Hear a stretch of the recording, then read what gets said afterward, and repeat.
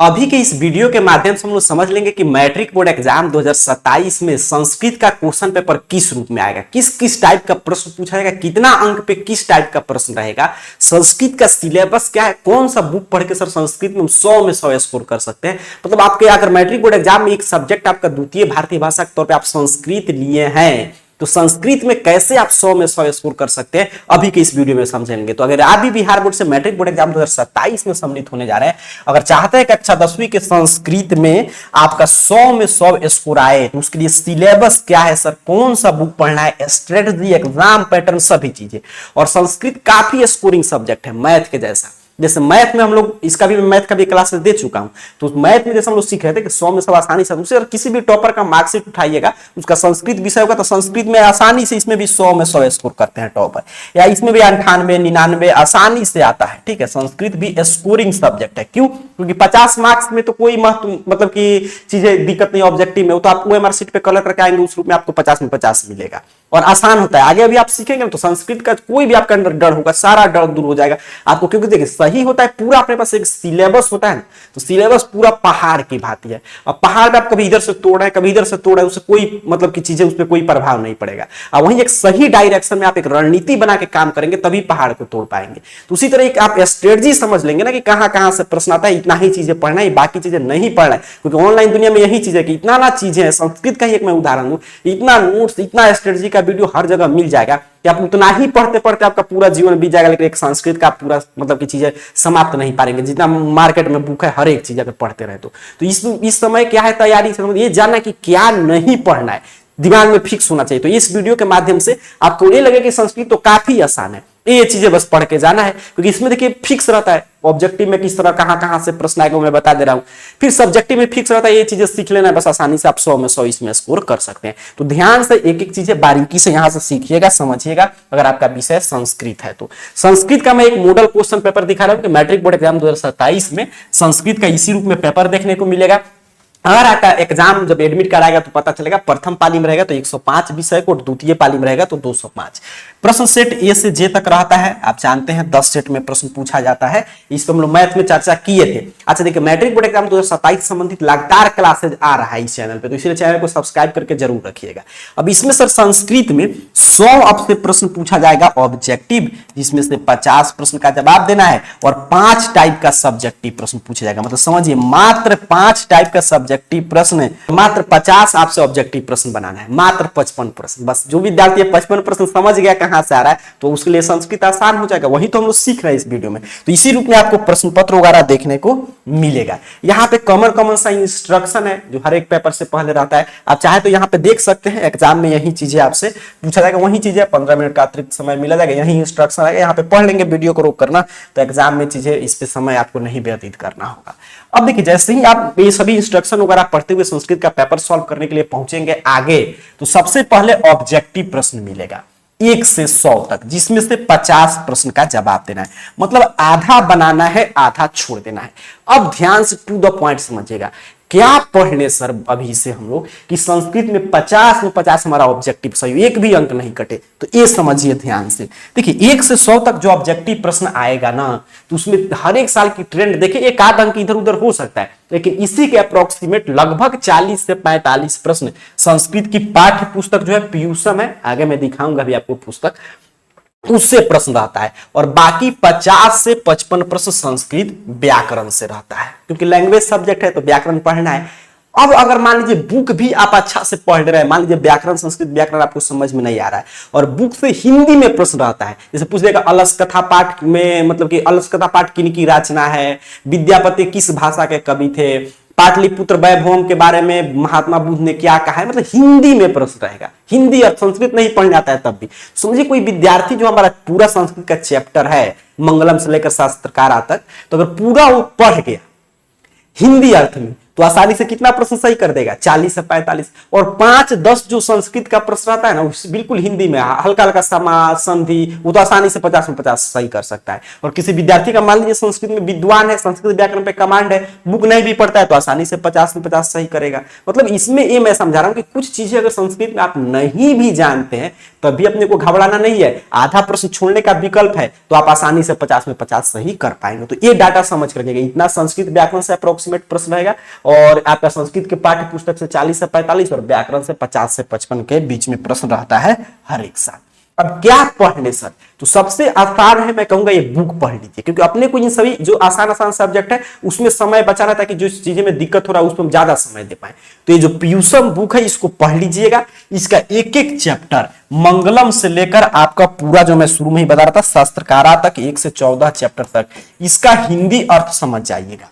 और बीच बीच में इससे प्रश्न उठाकर पूछ लेता है, ठीक है, बीच का लाइन कहीं से उठाकर पूछ लेगा, तो पूरा लाइन बाय लाइन इसका हिंदी अर्थ अच्छा पार्ट है, समझ जाएंगे। कहां से सर समझेंगे हिंदी अर्थ, तो इस चैनल को सब्सक्राइब कर लीजिए और प्लेलिस्ट में देखिएगा, बिहार बोर्ड क्लास 10 संस्कृत के नाम से प्लेलिस्ट मिल जाएगा, उसमें पूरा एक चैप्टर से लेकर 14 तक मैं समझा चुका हूं, तो अपने सुविधा के हिसाब से आप देख सकते हैं। या आप चाहते हैं कि नई तरीका में मैट्रिक बोर्ड के 2027 के लिए फिर से मैं पूरा चैप्टर पढ़ा दूं, तो कमेंट बॉक्स में बताइएगा, 14 दिन में हम लोग समाप्त कर लेंगे। और समझिए 14 दिन आप दे देंगे इस पे, तो 14 चैप्टर खत्म हो जाएगा। और 14 चैप्टर से कितना फायदा होगा, आपका 40 से 45 ऑब्जेक्टिव सही हो जाएगा। आगे अभी हम लोग चर्चा करेंगे 16 अंक का सीधे सीधे लघुत्तरीय प्रश्न इसी से आता है, तो वो भी आपका सही हो जाएगा। तो या तो वहां से देख लीजिएगा चैनल को सब्सक्राइब करके, आप लोग का डिमांड आएगा तो फिर से हम लोग पढ़ लेंगे। तो सबसे पहला काम, पहला स्ट्रेटजी दिमाग में नोट कर लीजिए, पीयूषम का जो 1 से 14 तक चैप्टर है इसका लाइन बाय लाइन हिंदी अर्थ के साथ आपको समझ लेना है, क्योंकि इसी से खूब प्रश्न रहेगा। फिर सर संस्कृत व्याकरण अगर हम पढ़ना चाहते हैं तो संस्कृत व्याकरण का क्लास 10 का सिलेबस क्या है, यहाँ पे पूरा देख लीजिए, स्क्रीनशॉट लेकर रख लीजिएगा। वर्ण है आपका, वर्ण से प्रश्न आता है, संधि से प्रश्न आएगा, समास से, उपसर्ग प्रत्यय से खूब प्रश्न आता है, विभक्ति से, कारक सूत्र से, शब्द रूप, धातु रूप, पत्र लेखन, ये सब्जेक्टिव में काम आएगा। अनुच्छेद ये सब सब्जेक्टिव का है, अनुवाद सब्जेक्टिव का है, गद्यांश सब्जेक्टिव में, अव्यय आपका ये ऑब्जेक्टिव में पूछेगा, वाच्य, वाक्य संशोधन, प्रश्न निर्माण आजकल खूब पूछ रहा है कि इस जगह को हटा दे तो कैसे प्रश्न बनेगा। तो ये पूरा 17 जो चैप्टर है इसी से पूरा आपका ऑब्जेक्टिव प्लस सब्जेक्टिव प्रश्न तैयार होगा, ये आप नोट कर लीजिएगा, ठीक है। तो संस्कृत व्याकरण में अगर आप चीजें समझना चाहते हैं तो यहाँ पे आप जो देख पा रहे हैं 17 चैप्टर, इसी 17 चैप्टर को आपको पढ़ लेना है। तो आपने समझा कि बस यही चीज है, इससे बाहर तो आगे मैं बता दे रहा हूं सब्जेक्टिव में क्या क्या है 5 टाइप का, लेकिन इतना जो विद्यार्थी कितना आसान हो गया, एक बुक है 14 पार्ट का हिंदी अर्थ समझ लेना है। संस्कृत व्याकरण का जो टॉपिक अगर पढ़ना है तो उसमें से कुछ जो टॉपिक आपको आसान लग रहा है वो पढ़ लिए, बस हो गया हमारा 50 में 50 ऑब्जेक्टिव भी सही, सब्जेक्टिव का भी काम खत्म। आगे मैं बता रहा हूं सब्जेक्टिव में क्या क्या आएगा, 5 टाइप का मात्र सब्जेक्टिव अपने को सीख लेना है। जैसे अब ऑब्जेक्टिव बना लेंगे तो खंड ब में विषयनिष्ठ प्रश्न मिलेगा सब्जेक्टिव टाइप, जिसमें सबसे पहले अपठित गद्यांश मिलेगा 13 अंक का। कितना अंक का, 13 अंक का, जिसमें पहला रहेगा 8 अंक का। अब इसमें देखिए गद्यांश में क्या होता है 13 अंक में, कि गद्यांश में आप समझ रहे हैं कि कुछ चीजें संस्कृत में लिखा रहेगा और उसमें से खोज कर बनाना है। और कोई भी कॉमन सा विद्यार्थी, सामान्य विद्यार्थी एग्जाम देने जाने से पहले या बीच में आपका प्रथम शाब्दिक परीक्षा, द्वितीय शाब्दिक परीक्षा, सेंटर परीक्षा, उसी समय विद्यार्थी मात्र कितना घर पे 5 से 10 गद्यांश बना लिया, खोज खोज कर लिखना है, बस सीख लिया किस रूप में आंसर लिखना है, तो क्या इसका उसमें 13 में से एक भी अंक कटेगा?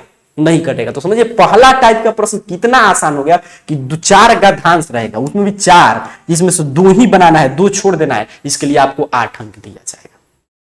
ये आपने समझ लिया। अब ये आप आसानी से सीख लेंगे गद्यांश होकर। आगे जब लोग का डिमांड आएगा तो संस्कृत का पूरा सिलेबस हम लोग पढ़ेंगे, सभी चीजें सीख लेंगे। फिर आगे आप बढ़ेंगे तो संस्कृत में पत्र लिखने को कहेगा, इसमें भी 4 ऑप्शन रहेगा, 2 आपको उसमें से बनाना है, 4-4 अंक का रहेगा, 8 अंक का, ठीक है। तो इसमें से 2 पत्र, अब पत्र लेखन ये संस्कृत में लिखना होगा, तो इसका भी फॉर्मेट होता है कि जैसे माता के पास कैसे लिखते हैं, पिता के पास, चीजें बस बीच में चीजें हटाना होता है। तो ये भी अगर आप मात्र 7-8 डिजाइन का लेटर आप लिखकर मतलब पहले से अभ्यास कर लेते हैं संस्कृत में पत्र लेखन, तो एग्जाम में उसमें से 2 आ ही जाता है, तो 2 आसानी से आप सही कर लेंगे। तो ये भी आसान है। मतलब संस्कृत में सबसे पहले गद्यांश बनाना सीखना है, आपका अपठित गद्यांश, फिर आपका पत्र लिखना सीख लेना है। तो इसमें भी फॉर्मेट होता है, आप लोगों का डिमांड आएगा तो हम चर्चा कर लेंगे। फिर आगे आप बढ़ेंगे तो संस्कृत में अनुच्छेद लेखन रहेगा 13 अंक का, जिसमें से सबसे पहले आपको किसी भी एक विषय पे 7 वाक्य में, देखिए इसमें क्लियर है कि 7 वाक्य में अनुच्छेद लिखना होगा, 5 ऑप्शन रहेगा। तो इसमें भी जो अनुच्छेद लेखन आता है ना, तो इसमें भी मान लीजिए अगर आपके पास संस्कृत का व्याकरण का नॉलेज है तो छोटा छोटा वाक्य लिखकर 7 लाइन में आप तैयार कर सकते हैं, उसका ट्रांसलेट कर सकते हैं, संस्कृत में अनुवाद कर सकते हैं।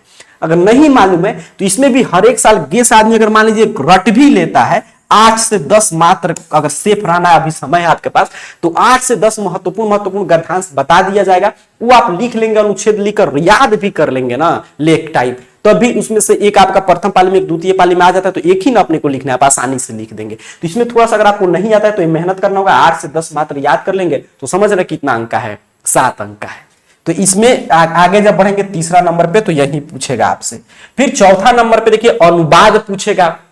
ये तो आपके लिए अगर अनुवाद नहीं आता है, ट्रांसलेट अपने को करने नहीं आता है तो थोड़ा सा चीजें दिक्कत हो जाएगा, तो इसके लिए संस्कृत व्याकरण में अनुवाद करना अपने को सीखना होगा, क्योंकि ये भी 6 अंक का रहेगा। देखिए 12 यहाँ पे देखना ना पूछा जाएगा, इसमें से किसी 6 का आपको जवाब देना होगा। 4 टाइप का प्रश्न हुआ। 5वां में क्या पूछेगा, तो ये प्रश्न उत्तर रहेगा जो मैं शुरू में बता रहा था, जो बुक हम लोग देख रहे थे ना 1 से 14 तक चैप्टर, उसी से लघु उत्तर ये प्रश्न पूछा जाएगा आपसे 16, जिसमें से 8 प्रश्न का जवाब देना होगा और ये हिंदी में रहेगा। ये 8 प्रश्न का जो जवाब है हिंदी अर्थ से, जैसे पूछ देगा कि पाटलिपुत्र के बारे में महात्मा बुद्ध ने क्या भविष्यवाणी की थी, शास्त्रकारा पाठ में आधुनिक काल के कवित्रियों का नाम लिखे, ऐसे ऐसे प्रश्न पूछेगा। स्वामी विवेकानंद की जीवन परिचय लिखिए, तो ये हिंदी अर्थ से प्रश्न रहेगा। तो ये देखिए 5 टाइप 50 ऑब्जेक्टिव है, मैं पूरा आपको समराइज कर दे रहा हूं। 100 ऑब्जेक्टिव में से 50 बनाना है। कैसे बनाएंगे सर, तो बुक का हिंदी अर्थ समझ लेंगे, व्याकरण का जो टॉपिक था वो हम लोग समझ लेंगे, फिर आएंगे इसमें सब्जेक्टिव सॉल्व करेंगे। दिमाग में चीजें आपका याद रहना चाहिए हमेशा, तो बस एक हमको गद्यांश बनाना सीख लेना है।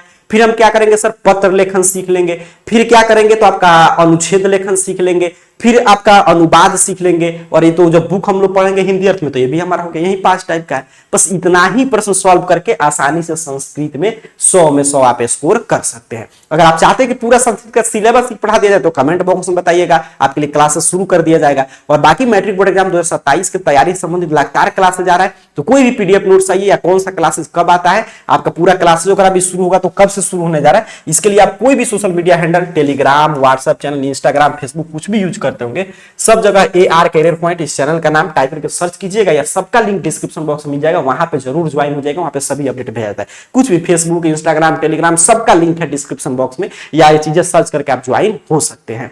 तो उम्मीद कर रहा हूं संस्कृत का सिलेबस को लेकर डर होगा आपका खत्म हो गया, काफी आसान है, हिंदी अर्थ से पढ़ के आप अच्छा स्कोर कर सकते हैं। तो इसी रूप में पढ़ाई कीजिए, और कोई क्लासेस चाहते हो नीचे कमेंट बॉक्स में पूछिएगा। मिलते हैं अगले अपडेट के साथ, तब तक के लिए पढ़ाई करते रहिए। आप सभी को बहुत बहुत धन्यवाद।